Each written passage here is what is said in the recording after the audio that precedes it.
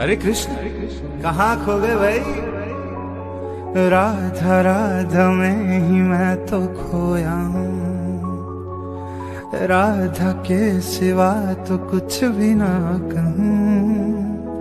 किसी दिशा में भी वो शख्स ही नहीं है राधा से जो ब्यूटीफुल बता सकूं।